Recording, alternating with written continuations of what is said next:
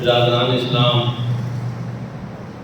آپ سب کو ماہ نور، ماہ ربیع الاول کی بہت بہت مبارک ہو۔ یہ مہینہ حضور سرور کائنات فخر موجودات صلی اللہ علیہ وآلہ وسلم کی تشریف آوری کا مہینہ ہے، اور یہ انتہائی بابرکت لمحات ہیں جس مہینے میں قرآن مجید فرقان حمید کا نزول ہوا۔ اس مہینے کو سب لوگ برکت اور عظمت والا تسلیم کرتے ہیں، یعنی رمضان المبارک کا مہینہ، شہر رمضان الذی انزل فیہ القرآن۔ رمضان وہ بابرکت مہینہ ہے جس میں اللہ نے قرآن نازل فرمایا۔ تو اسی طرح ربیع الاول رمضان المبارک سے بھی اس لحاظ سے افضل ہے کہ رمضان المبارک میں جو قرآن پاک کا نزول ہوا وہ بھی صاحب قرآن کی برکت سے۔ اگر حضور نبی کریم صلی اللہ علیہ وآلہ وسلم کی جلوہ گری نہ ہوتی تو نہ ہمیں ماہ رمضان نصیب ہوتا، نہ ہمیں قرآن پاک ملتا، نہ ہمیں ایمان نصیب ہوتا۔ آج یہ جتنی رحمتیں، برکتیں اور نعمتیں اللہ نے ہمیں عطا فرمائی ہیں، یہ ساری کی ساری حضور نبی کریم صلی اللہ علیہ وآلہ وسلم کی تشریف آوری کی برکت سے۔ حضور علیہ السلام چونکہ باعث تخلیق کائنات ہیں، وجہ تخلیق کائنات ہیں، اور اللہ رب العزت نے آپ کے وجود مسعود کی برکت سے ہمیں یہ ساری نعمتیں جو ہیں وہ عطا فرمائی۔ اس لیے اہل ایمان تو ربیع الاول کے مہینے میں مسرور ہو جاتے ہیں، خوش ہو جاتے ہیں اور خوشیاں بھی مناتے ہیں۔ اللہ رب العزت نے حضور نبی کریم صلی اللہ علیہ وآلہ وسلم کی آمد کے تذکرے اس وقت بھی فرمائے جب ابھی اس کائنات رنگ و بو کا وجود تک نہیں تھا، اس زمین کا وجود نہیں تھا، آسمان کا وجود نہیں تھا، اور یہاں کوئی نہیں بستا تھا۔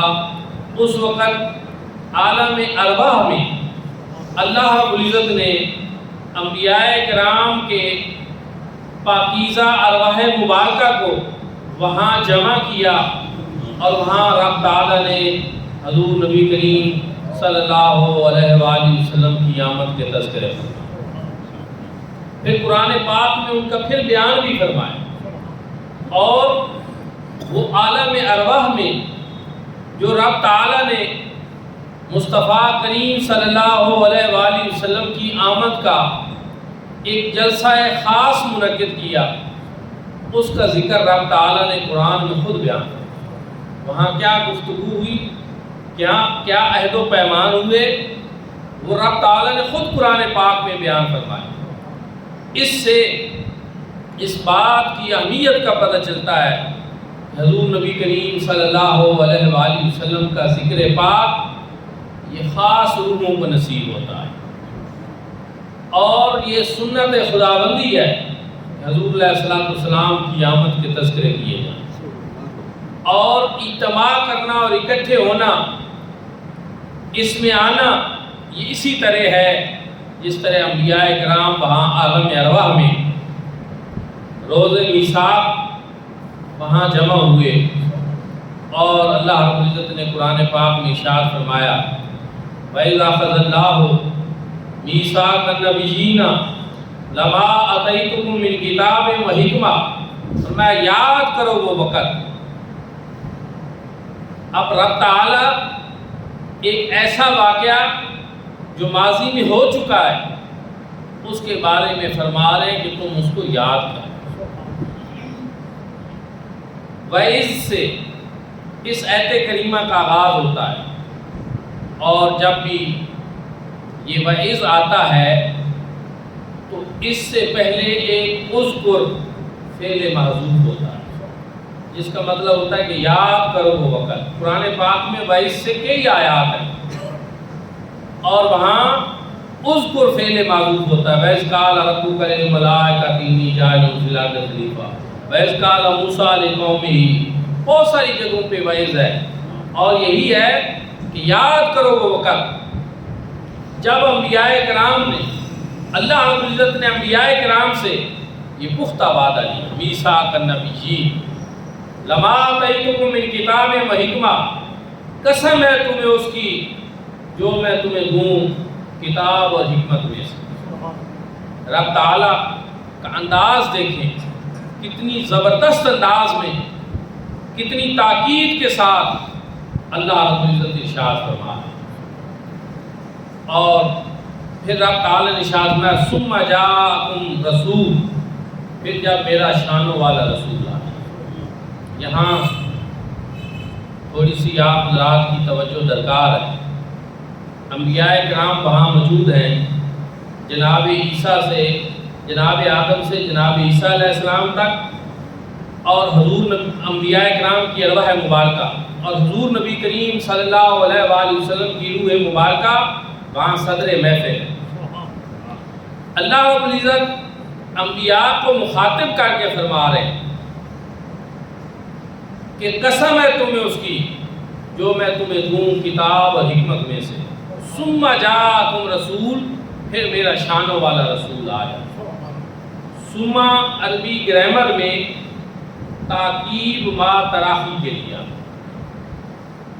یعنی سب سے آخر میں آنا، اس کے لیے ثم آتا ہے۔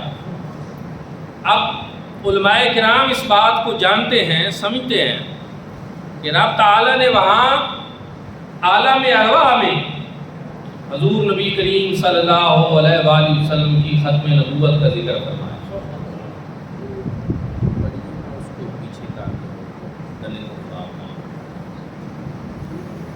عالم ارواح میں اللہ رب العزت نے انبیاء کرام کو یہ بتا دیا کہ آپ جائیں گے دنیا پہ، اپنا اپنا وقت گزاریں گے، لیکن سب سے آخر میں میرا شانوں والا رسول ہے۔ عالم ارواح میں وہاں اللہ رب العزت نے دو چیزوں کا انبیاء کرام کو بتایا۔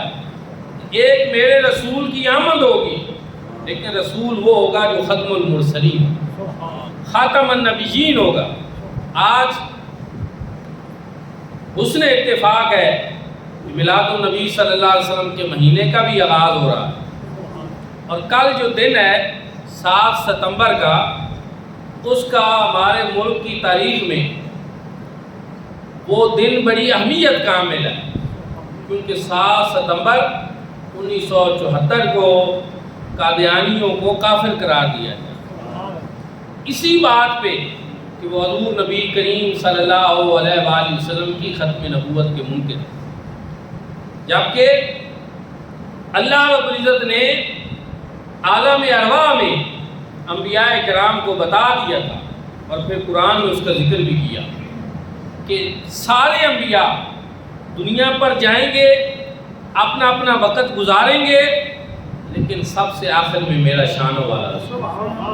ثم جاءکم رسول، ثم تاکید ما تراخی کے لیے، دیر کے لیے، تاخیر کے لیے آتا، سب سے آخر میں جب میرا یہ شانوں والا رسول آ جائے۔ تو دوستو اور بھائیو، حضور علیہ السلام کی ختم نبوت کا فیصلہ یہ تو اللہ رب العزت نے عالم ارواح میں فرما دیا، اس کا اعلان فرما دیا، تمام انبیاء کو بتا دیا تھا کہ حضور خاتم النبیین ہوں گے۔ اور پھر ایک اور بڑی اہم بات کہ قرآن پاک میں اگر آپ دیکھیں، اللہ رب العزت نے انبیاء کا جب ذکر کیا تو النبیین فرمایا، اور جب حضور نبی کریم صلی اللہ علیہ وآلہ وسلم کی آمد کا ذکر فرمایا تو فرمایا ثم جاءکم رسول، پھر جب میرا شانوں والا رسولا۔ امام راضی تفسیر کبیر میں یہاں پر ایک نقطہ اٹھاتے ہیں، آپ فرماتے ہیں کہ اگر آپ دیکھیں اور غور کریں تو اس کی وجہ کیا ہے؟ فرماتے ہیں اس لیے کہ اللہ رب العزت نے عالم ارواح میں انبیاء کرام کی صفت نبوت کا ذکر کیا، لیکن صرف ہمارے حضور نبی کریم صلی اللہ علیہ وآلہ وسلم کی صفت رسالت کا ذکر کیا۔ جب انبیاء دنیا میں آئے انہوں نے اپنے اپنے کلموں میں، جو کلمے انہوں نے اپنے امتیوں سے پڑھائے، انہوں نے اپنی صفات کا ذکر تو کیا، مثلا لا الہ الا اللہ آدم صفی اللہ، لا الہ الا اللہ نوح نجی اللہ، لا الہ الا اللہ ابراہیم خلیل اللہ، لا الہ الا اللہ اسماعیل ذبیح اللہ، لا الہ الا اللہ موسیٰ کلیم اللہ، لا الہ الا اللہ عیسیٰ روح اللہ۔ کسی نبی نے اپنے کلمے میں باوجود اس کے کہ ان میں سے کچھ رسول بھی تھے، انہوں نے اپنی صفت رسالت کا ذکر کلمے میں نہیں کیا، لیکن ایک حضور نبی کریم صلی اللہ علیہ وآلہ وسلم کی ہستی ایسی ہے جن کے کلمے میں ان کی رسالت کا ذکر، لا الہ الا اللہ محمد رسول، اللہ کے سوا کوئی معبود نہیں، حضرت محمد صلی اللہ علیہ وآلہ وسلم اللہ کے رسول ہیں۔ کہتے ہیں باقی رسولوں نے، جبکہ نبی بھی تھے رسول بھی تھے، انہوں نے اپنی اور صفات تو کلموں میں ذکر کی لیکن اپنی رسالت کا کلمہ نہیں پڑھایا، صرف حضور علیہ الصلوۃ والسلام نے کلمے میں اپنی رسالت کا ذکر کیا۔ وجہ کیا ہے؟ فرمایا اس وجہ سے کہ جو عہد میثاق اللہ رب العزت نے خطاب فرمایا اس میں اللہ رب العزت نے حضور نبی کریم صلی اللہ علیہ وسلم کی رسالت کا ذکر فرمایا، ثم جاءکم رسول۔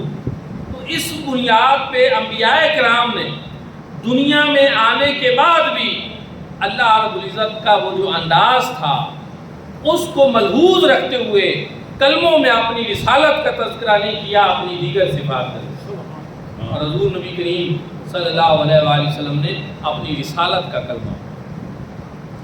پھر دوسری چیز یہ ہے کہ ثم جاءکم رسول، پھر جب میرا سب سے آخر میں میرا شانوں والا رسول آیا، یہ جو میں ترجمہ کر رہا ہوں میری شانوں والا رسول، اس کی بنیاد کیا چیز ہے؟ تو ثم جاءکم، جا یا جیو کا مطلب ہوتا ہے آنا، آمد ہونا۔ فرمایا کہ پھر جب آمد رسول ہو جائے، یعنی یہ جو آج ہم جشن آمد رسول مناتے ہیں، آمد رسول کے جلسے منعقد کرتے ہیں، ان کا عنوان بھی اللہ رب العزت نے عالم ارواح میں جو حضور صلی اللہ علیہ وسلم کی آمد کو عنوان دیا تھا، آج ہم بھی اسی کو اپناتے ہیں۔ پھر ارشاد میں رسول ہوں، یہ رسول جو ہے نکرہ ہے، اور الناکرہ تو للعموم میں، نکرہ عموم کے لیے آتا ہے۔ آپ سکولوں میں بھی اردو گرامر میں بھی یہ بات پڑھ چکے ہیں کہ نکرہ عموم کے لیے ہوتا ہے، عام چیز کے لیے آتا ہے، اور معرفہ خاص چیز کے لیے آتا ہے۔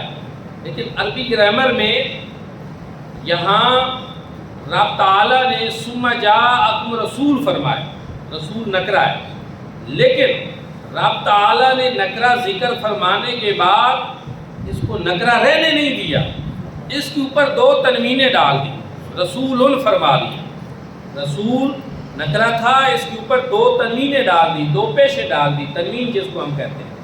تنوین آتی کس لیے؟ جہاں دو الٹی پیشیں ہوں وہ ہوتی کس لیے؟ التنوین لتفخیم شان ہے، کسی کی بلند شان، کسی کی عظمت، کسی کا مرتبہ بیان کرنے کے لیے وہ دو پیشیں یا دو زبریں یا دو زیریں، یہ جو تنوین ہوتی ہیں یہ لائی جاتی ہیں۔ تو پھر رسول نکرہ تھا، دو پیشیں آئیں تو رسول بن گیا۔ تو پھر اس کا ترجمہ یہ ہوا کہ پھر جب سب سے آخر میں میرا شانوں والا رسول ہے۔ رب تعالیٰ نے خود قرآن پاک میں بتایا کہ یہ رسول صرف میرا رسول نہیں بلکہ یہ میرا شانوں والا رسول۔ ہم حیران ہوتے ہیں بعض ان لوگوں کے اوپر جو کہتے ہیں رسول تے شاہی کوئی نہیں، نبی تے شاہی کوئی نہیں، وہ یہ نہیں دیکھتے کہ رب تعالیٰ اپنے رسول کا ذکر صرف نکرہ کے طور پر نہیں کرتے. جب یہ دو پیشیں اوپر آتی ہیں نا تو وہ نکرہ مخصوصہ بن جاتا ہے، معرفت کے حکم میں ہو جاتا ہے. رب تعالیٰ فرما رہے ہیں کہ میری بڑی شانوں والا رسول آ جائے. ان کی عظمت و شان کے تذکرے رب تعالیٰ خود قرآن میں فرما رہے ہیں. اس لیے توحید سمجھنے میں ان کو غلط فہمی تو لگی ہے، ہمیں کوئی غلط فہمی نہیں ہے. کیوں؟ اس لیے کہ اللہ رب العزت کی عظمت و شان اتنی بلند ہے کہ کسی نبی کی عظمت و شان کو بیان کرنے سے اللہ رب العزت کی عظمت و شان کی برابری نہیں ہے. رب تعالیٰ کی توحید پہ کوئی فرق نہیں آتا. اور اگر ایسا ہوتا اگر فرق آتا تو رب تعالیٰ قرآن میں کہیں بھی اپنے محبوب اور مقبول بندوں کی عظمت و شان بیان ہی نہ فرما. رب تعالیٰ نے کچھ لوگوں کی قرآن میں مذمت کی ہے، ان کو من دون اللہ کہا ہے، ان کو غیر اللہ کہا ہے، لیکن رب تعالیٰ نے ان کا انجام قرآن پاک میں بتا دیا کہ وہ لوگ اللہ کو چھوڑ کر جن کی تم پوجا کرتے ہو وہ ہیں جو جہنم کا ایندھن بنیں گے. اب آپ مجھے بتائیں اللہ کسی نبی اور رسول کو جہنم کا ایندھن بنائے گا؟ نہیں.